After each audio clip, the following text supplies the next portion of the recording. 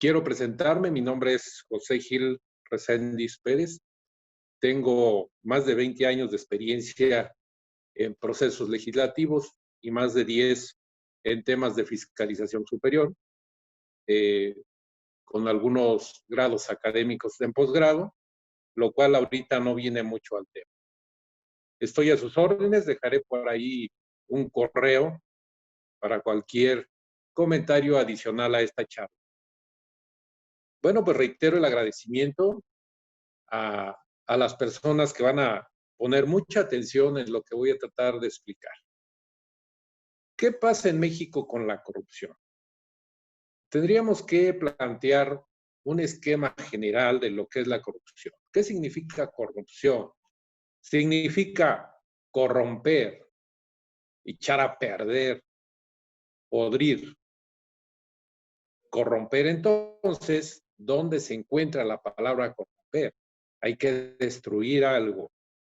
Entonces, la corrupción corrompe instituciones, corrompe países, corrompe familias, corrompe personas, echa a perder. Y si partimos de ese esquema, entonces, ¿qué pasa con el tema de la corrupción en México? La corrupción del combate en México tiene varios antecedentes y para ello tendremos que pasar a una breve explicación en esta charla. ¿Cuál sería nuestra agenda a ver para poder involucrarnos en este tema? Vamos a tener un análisis de lo que es la correlación del Sistema Nacional de Anticorrupción con 4 aspectos fundamentales. El sistema de integridad, el de rendición de cuentas, el de transparencia y de fiscalización. Son esos 4 temas. Y finalmente, de manera muy concreta, veremos el Sistema Nacional Anticorrupción. Pero para ello, quiero hacer una breve introducción. Hacer unas consideraciones preliminares al respecto, porque volvemos a retomar el asunto de la corrupción. ¿Quiénes pagan sobornos en México? De acuerdo a una gráfica de Transparencia Internacional, en Latinoamérica, el 29% de las personas que hicieron una gestión en el servicio público pagaron algún soborno por recibirlo. Esto es grave. Hay otros registros que en materia de salud, personas entre 18 y 34 años, un 21% tuvieron que aportar algo para recibir un servicio de salud. Y un tanto cuanto el 19% en mayores de 55 años. ¿Qué nos trae este razonamiento? ¿Qué pasa en México? Eso fue en Latinoamérica. En México, la percepción de la corrupción, según un estudio realizado llamado México, Anatomía de la Corrupción, los mexicanos nos sentimos honestos. Todos nos sentimos honestos, incorruptibles. Nos alarmamos ante la corrupción y nos causa decepción. Inclinamos nuestra preferencia política o de personas hacia algo que creemos que no es corrupto. ¿Qué pasa entonces con los mexicanos? Según este estudio, los mexicanos creen que sus familiares nunca son corruptos, en un 43%. En otra parte, los mexicanos creen que sus vecinos, en un 38%, nunca son corruptos. Y solo un 20%, porque va disminuyendo, cree que sus compañeros de trabajo no son corruptos. ¿Qué reflexión nos lleva a esto? ¿Quién de los que me están escuchando no se considera corrupto, que no ha realizado ningún acto de corrupción? Es una pregunta complicada. Lo único que yo les quiero invitar y es apostar a que la excepción no sea la regla, porque entonces estaríamos en pequeños problemas, muy graves problemas. Entonces pasaríamos al tema de la correlación del Sistema Nacional Anticorrupción, que tiene 4 pilares. Tiene estos 4 pilares el Sistema Nacional Anticorrupción como 4 columnas, como las 4 patas de la estructura de una mesa. El primer aspecto, columna o pata de esa mesa es el Sistema Nacional de Integridad. La finalidad del sistema de integridad es convertir a la corrupción en un acto de alto riesgo y de bajo rendimiento, porque la corrupción a final de cuentas existe desde el origen del hombre. Está diseñada para que el Estado sancione los actos de corrupción. Pero fundamentalmente, ¿para qué está? Para que cada institución tenga un código de ética, el comportamiento de su personal sea apegado a la integridad, con principios y valores. Por cada peso que se invierte en integridad, se gastan 10 en materia de combate a la corrupción. Una cuestión de integridad del sector público otorga confianza al gobierno, da buena gobernanza, porque el empleado emite una conducta apropiada. El tema de integridad, entonces, es esencial para que no solo la integridad permee en el gobierno y en los servidores públicos, sino en las familias, en el origen, en donde nace la integridad, en donde nacen los valores. Un segundo aspecto, la segunda pata o columna de este gran sistema es el Sistema Nacional de Rendición de Cuentas. ¿Cómo se lleva a cabo la rendición de cuentas?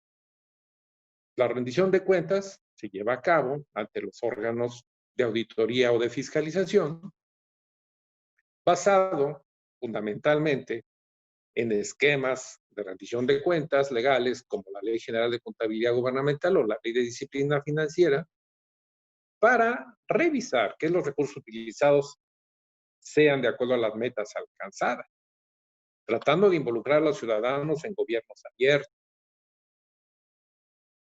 Entonces, la nueva gestión pública establece que los funcionarios están obligados a rendir cuentas por sus acciones. Las acciones públicas son monitoreadas constantemente. Los ciudadanos pueden obtener toda información relevante para hacer valer sus derechos. La ley los protege.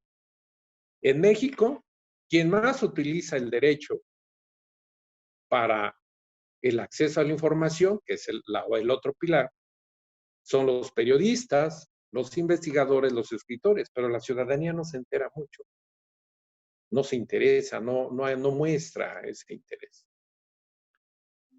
Una de las leyes fundamentales para este otro pilar es la Ley de Disciplina Financiera, donde establece obligaciones para tener un balance presupuestario sostenible. No podemos violar un presupuesto que nos puede generar desequilibrios en otras áreas.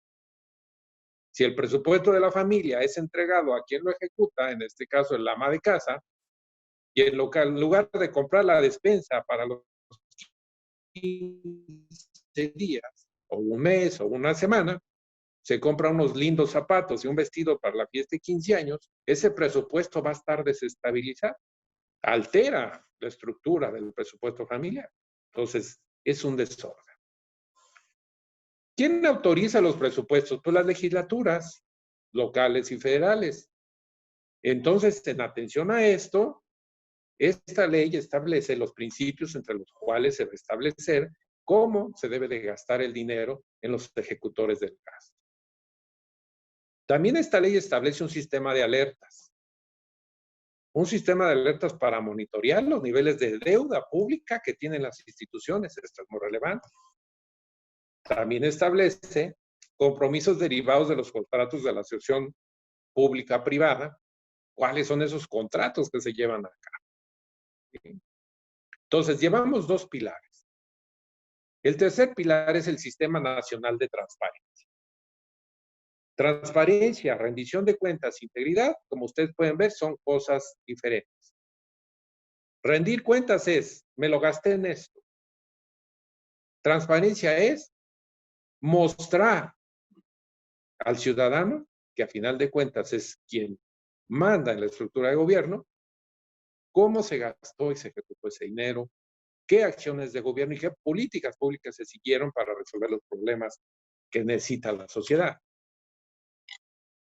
¿Qué es la transparencia? Pues es el derecho que tiene toda persona para conocer la información que los entes públicos administran, ejecutan, archivos, todo lo relacionado cuánto ganan, qué hacen, qué metas y objetos lograron, si hubo un hecho de calamidad, reinformar cómo lo entablaron, cómo lo enfrentaron.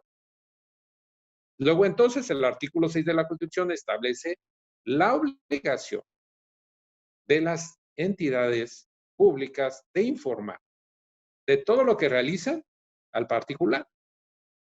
Toda persona tiene derecho al libre acceso a información plural y oportuna, en el sentido más amplio.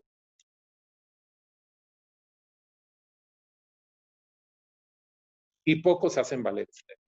Entonces, estos aspectos generales de las columnas del Sistema Nacional Anticorrupción hace que la democracia sea transparente, hace que los gobernantes se evalúen a través de una rendición de cuentas, de un control sociopolítico de participación, un fortalecimiento de la autoridad porque la legitima una autoridad que actúa conforme a su disciplina financiera, cumplimiento de metas y objetivos, crea confianza en la ciudadanía, porque le da la oportunidad a la ciudadanía de detectar los errores.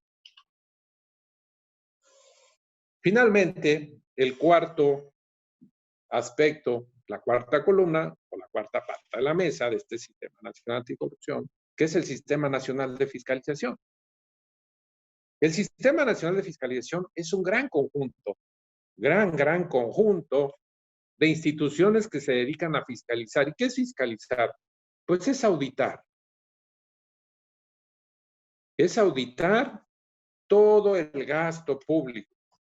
Este Sistema Nacional de Fiscalización se integra por 68 instituciones públicas en el país.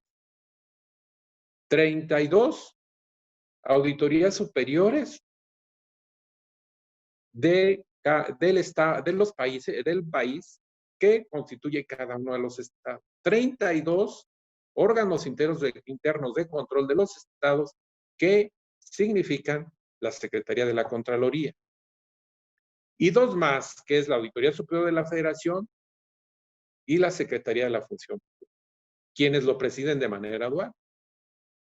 Y el efecto es coordinar y armonizar esa revisión del gasto para no estar repitiendo auditorías.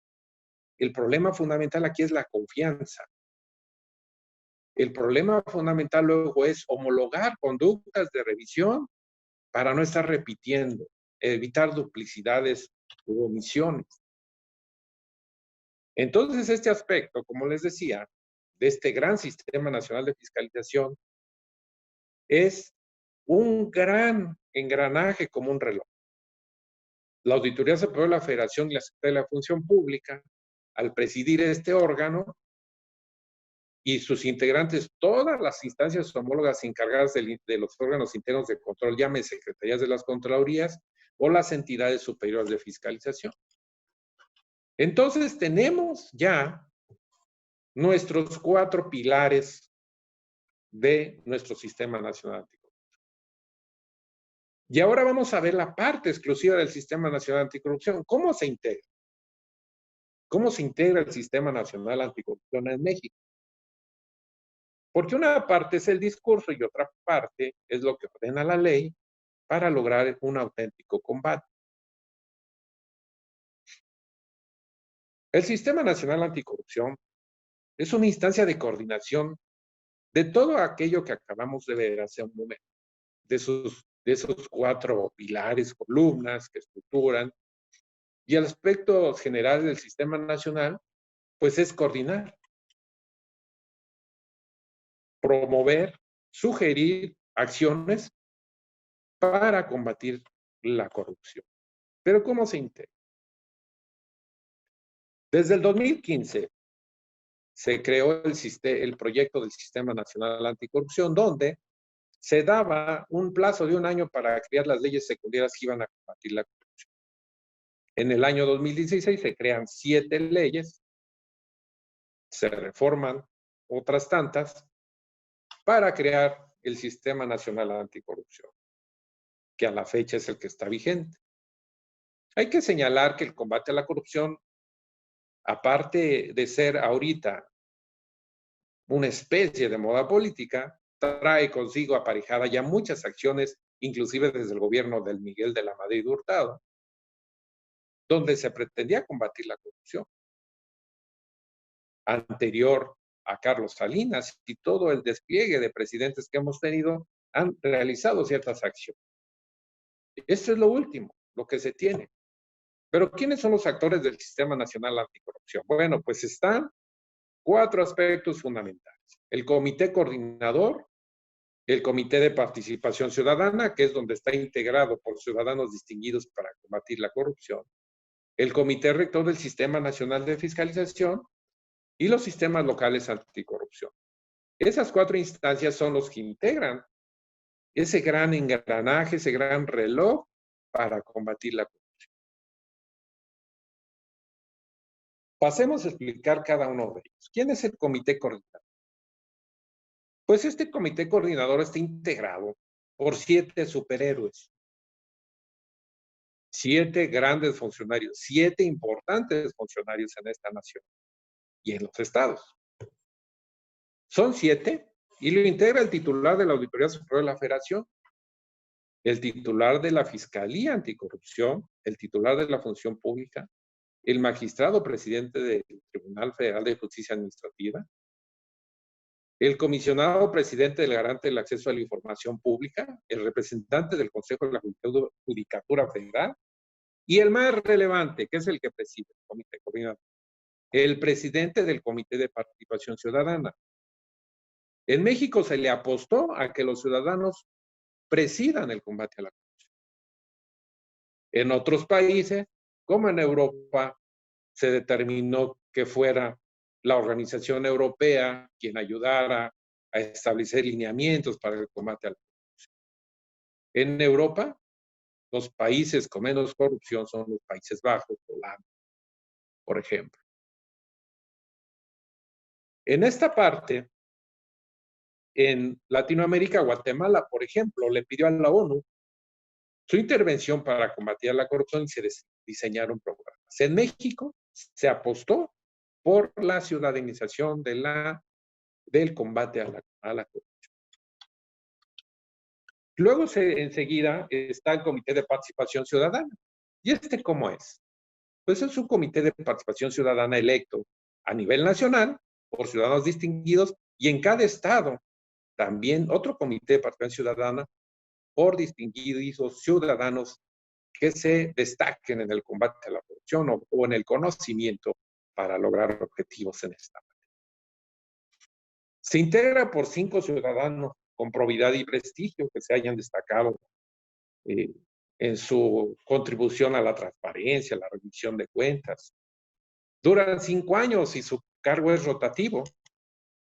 No tienen relación laboral, pero sí, cada año preside uno la presidencia y de manera prorrateada, el que tiene mayor antigüedad la preside y se van recorriendo el número. Y luego el cuarto ocupa la presidencia el siguiente año, se elige el número 5 en antigüedad y así sucesivamente. Explicado al Comité de Participación Ciudadana, que es el que va a presidir este sistema, nos pasamos al Sistema Nacional de Fiscalización. Como les decía, este gran sistema, que es otro de los pilares del Sistema Nacional Anticorrupción, pero ya no todo es estrategia de 64 integrales, de 32 auditores superiores, 32 contralores del país, ya no todo es estructura, ya en un pequeño estructura de dirección, como es el Comité Rector del Sistema Nacional, son los miembros de este aspecto también del Sistema Nacional Anticorrupción, donde lo sigue presidiendo de manera dual el presidente, la secretaria de la Función Pública y la Auditoría Superior de la Federación. Y de los estados se toman 7 miembros rotatorios entre las entidades de fiscalización superior y los órganos internos de control. Cabe señalar que en este comité rector siempre ha estado participando, ya sea el auditor superior del estado de Querétaro o el secretario de la Contraloría. Siempre Querétaro destacando en el avance, en el combate a la corrupción, en aspectos de participación nacional y en el aspecto también de integrar su propio sistema de combate a la corrupción local. Hay estados que lo terminaron apenas el año pasado y Querétaro lo cumplió en tiempo y forma. Luego de ahí traemos finalmente en el aspecto 4 los sistemas locales anticorrupción. ¿Y qué es un sistema local anticorrupción? Pues debe de contar con las mismas atribuciones que el nacional y en espejo. Estructurarse con las mismas funciones, pero a nivel local. Tienen acceso a la información pública necesaria para sus funciones y rinden un informe cada año. Este sistema local anticorrupción funciona, está presidido y es, como les decía, quien preside el comité rector del sistema estatal anticorrupción y a nivel nacional también hay un organismo ciudadano que preside el federal. ¿Sí? Todos los sistemas locales anticorrupción se deben de coordinar con el federal para llevar a cabo un combate coordinado a la corrupción. Es así como de manera concreta y objetiva tratamos de explicar en cuestión legal qué es el combate a la corrupción. Yo no quiero terminar esta pequeña charla sin antes decirles que el combate a la corrupción debe de tener dos aspectos fundamentales. El combate a la impunidad, que es la madre de la corrupción, tiene que ser la fórmula para poder avanzar. Pero lo más relevante de todo es fortalecer la integridad de las personas. Si no vamos al origen o a la esencia de la pérdida de valores en la integridad, la sociedad no podrá avanzar, porque entonces la excepción a la regla nos meterá en graves problemas.